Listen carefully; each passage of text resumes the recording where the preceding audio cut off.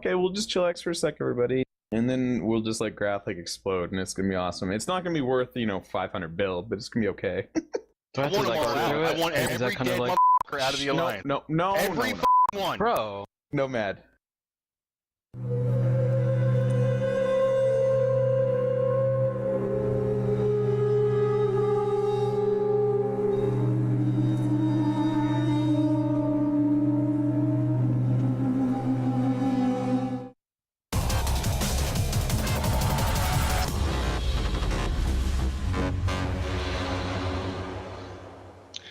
Welcome back, everyone, to our next match in this 12th Alliance tournament. This is CCB Fozzie and Apotheny bringing you Dead Terrace versus Moist, which is going to be, I'm sure, one of the most baffling matches you're going to see today.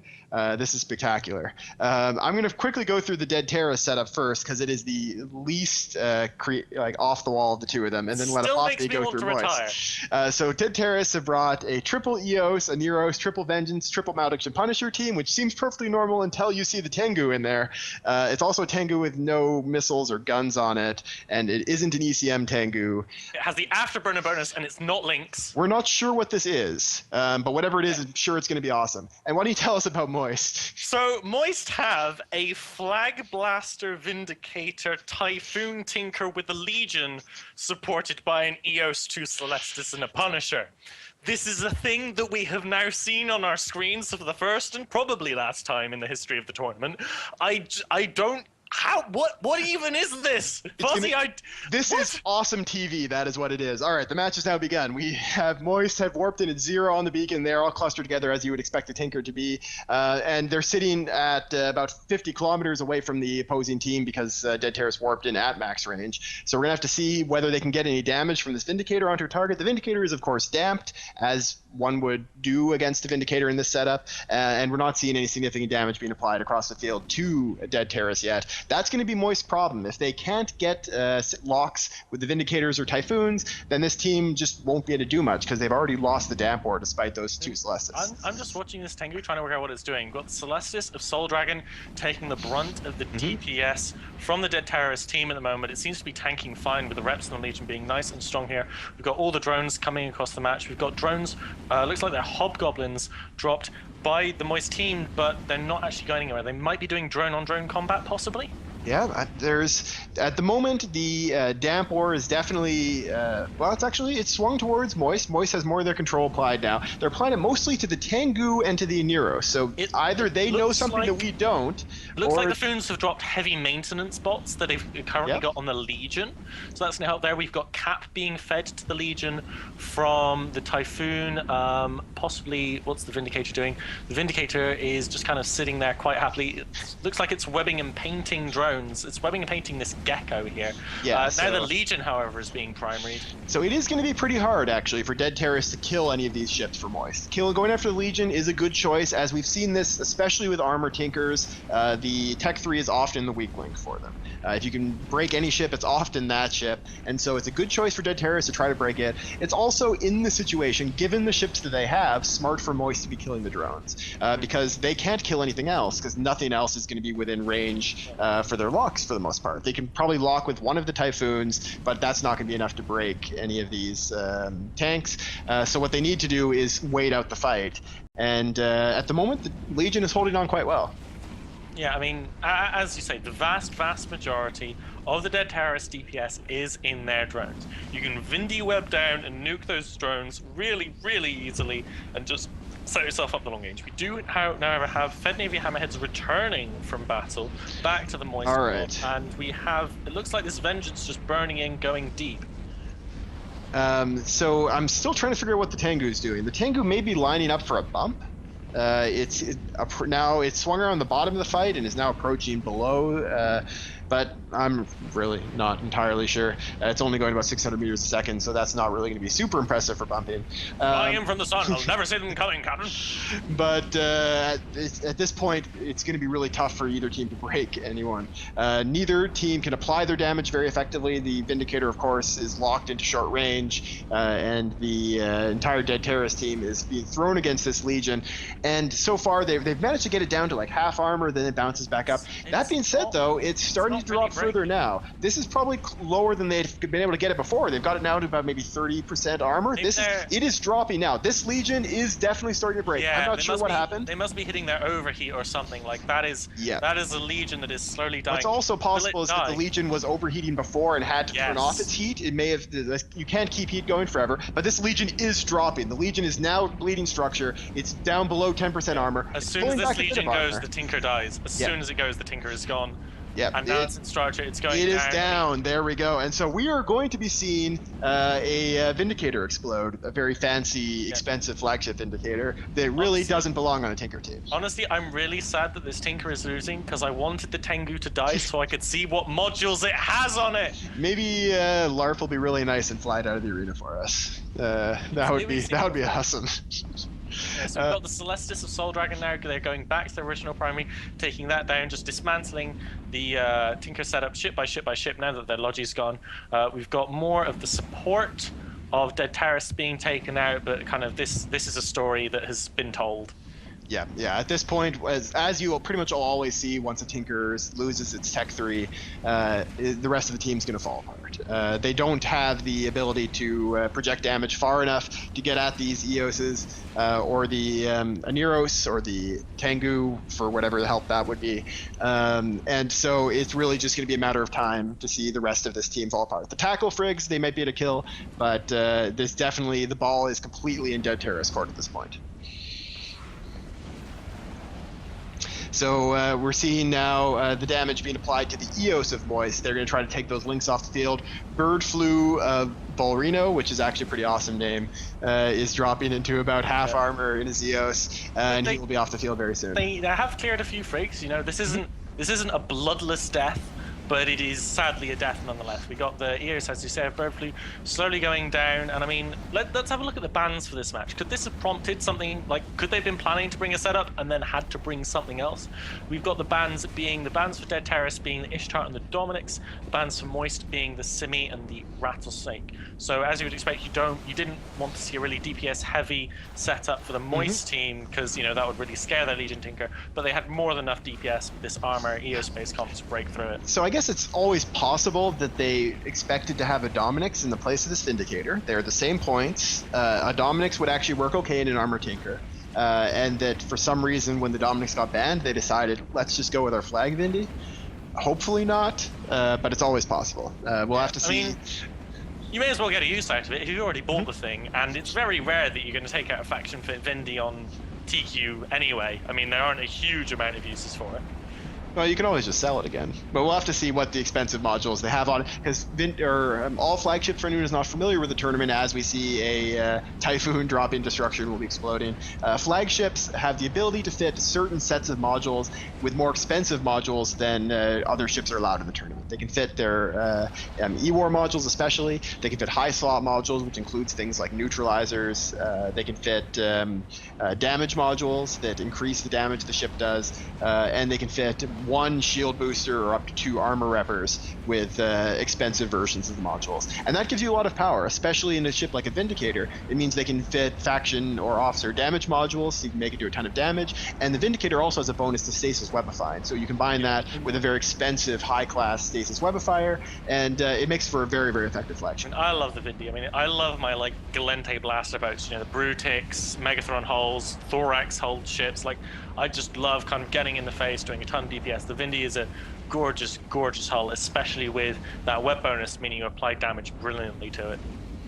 Yep, and that is the last Typhoon now on your screen, dropping into structure. He will be disappearing off the field in just a moment. They're still just trying to pick off a vengeance that Terrace here. Dead Terrace have missed the trick. What they could have done, they killed the Vindy first, leave the Typhoon alive, pick up the faction loot from the Vindy before killing the Typhoon, make some money off this game. Yeah, it's very possible. We'll have to see. I am seeing E-War effects being applied. By the way, I've been watching the Tengu this whole time. Yeah. He's applying something to the Vindicator. I've been looking at the stream coming through, and there have been jams going off. It's just that they appear to be using a non-jam subsystem Tengu to do jams. Is this a armor tank ECM goo without the ECM subsystem? Yeah. That actually is about as good of an explanation as anything that I can figure out for this ship. It seems suboptimal to me. I mean, maybe they just got mixed up with the names, and they're buying a Jita, or they're like, I mean. Anyways, whatever it is, it did win the match. As we're about to see that very expensive explosion. There we go. That is a flagship Vindicator off the field, and with that, Moist is ejected from the tournament, and Dead Terrace will continue on. Yeah. That is a very convincing victory for Dead Terrace. We're gonna be all F5ing, I'm sure, Zed Kilboard to get a look at what the fit on that Vindicator is. And in the meantime, we're gonna send you for some ads and be back very soon for Ushur Khan versus a Nest of Vipers.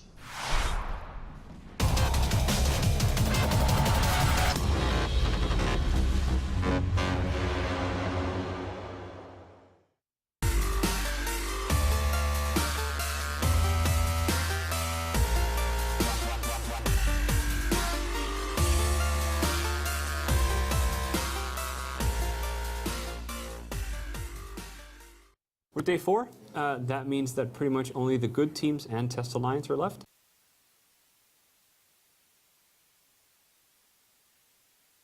Test Alliance, please ignore. Worst of the best. Delicious spaghetti you eat while waiting for a prey to put its shiny paw into his career. So always let jump, and let the body hit the floor, and that is how the do come.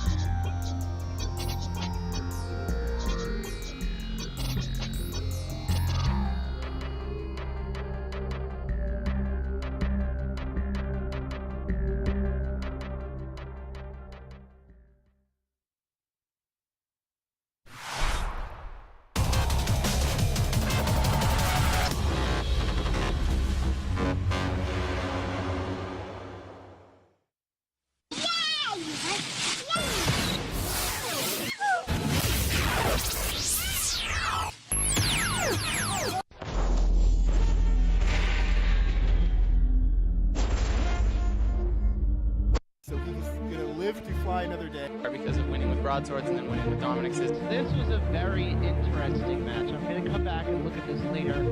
Oh no, it's so cool, but not very good.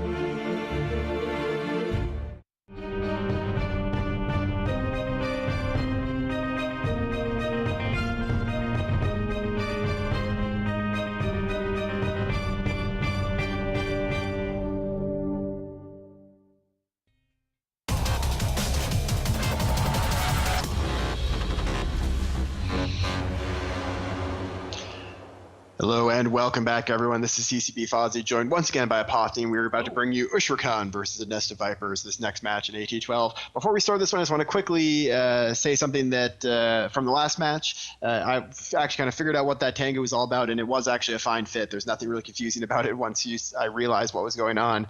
It was just an ECM goo fit with the ECM strength subsystem, but not the range subsystem that I've been kind of looking for. But considering that you're working with a lot of damps, it actually made a lot of sense and was a fine fit, so I don't want to be disparaging upon Dead Terrace. That was an excellent team. But for this match, Ushrakan versus a Nest of Vipers, we have Ham Legions from a Nest of Vipers, which is always a fun thing to watch in action.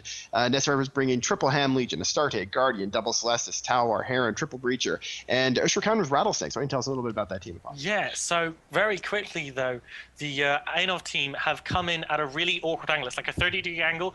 Their main face melting DPS at 0, but the Guardian at range. So that Guardian is so close to the enemy team, they're in trouble. But they're set up really quickly. 2 Rattlesnakes, Nighthawk, double Gila, double Worm, double Algos, double Kestrel, in fact triple Kestrel. And here we go, drones actually going down into the main DPS blob of Ainov. Looks like both Celestis starting to take damage. Look at the primary is Bars in the Celestis, one of the Algos for Ushra taking the damage from Ainov.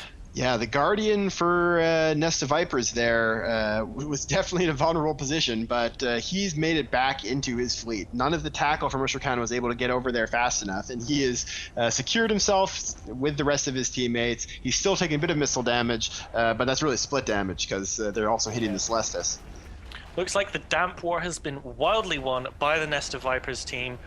Damps on almost all of the Ushrakan ships. Looks like the Celestis of Wassox is in a lot of trouble here. Yeah, he is dropping, but he's dropping slowly. I mean, for a Celestis, he's actually tanking quite well. And as he's doing that, we're seeing big chunks of shield being taken away by Finish's, or out of Finish's Rattlesnake. It looks like that's where most of the damage for Nest of Vipers is aiming right now.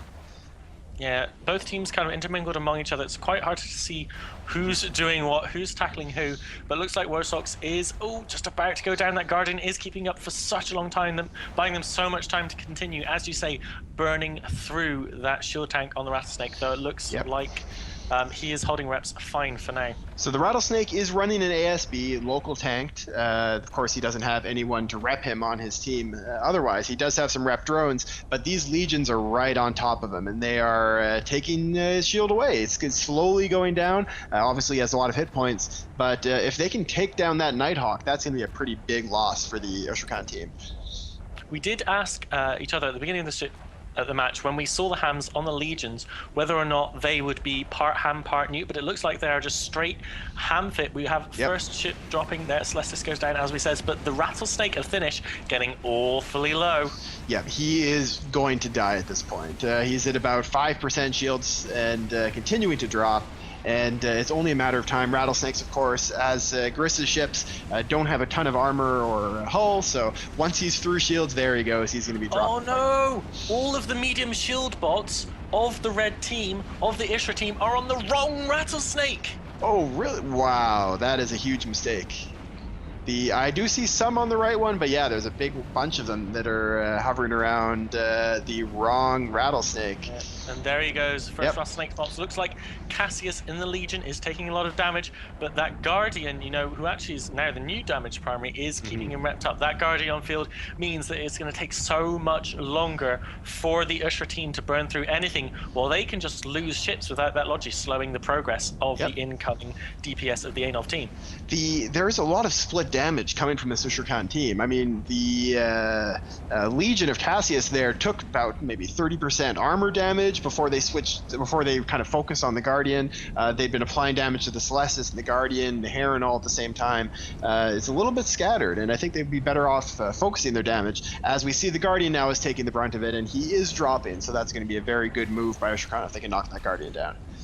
Yeah, I mean, it's kind of hard to apply the cruise missiles of rattlesnakes onto AB cruisers like the Legions, like the Celestis, like the Guardian especially. So the fact that they're breaking it is going to be a giant sigh of relief for them, because if I warp into that match, I will be worried about that. Yeah, especially considering that we're not seeing target painters from that team. If you're bringing rattlesnakes, that is really going to be something that's going to help against these low sig targets, but one or another, they are going to break the Guardian. That being said, at the same time, they're going to be losing the rattlesnake, and that's not going to be a great trade for them. Yeah. This rattlesnake Vriamorph there is dropping through armor. He'll be off the field in just moments, and that's a huge chunk of the damage for Usher Khan off the field. They still have the Nighthawk and the Gilas and the Worms, but 2 rattlesnakes is a big loss. I mean, like, if I'm Usher here, I'm going to definitely be going for the frigate support next of the Anov team. I mean, Gilas, they can kite around all day. They just need to have those frigates not scram or web them, and they can just stay out of the DPS application range of the Legion and slowly burn them down with that logistics gone.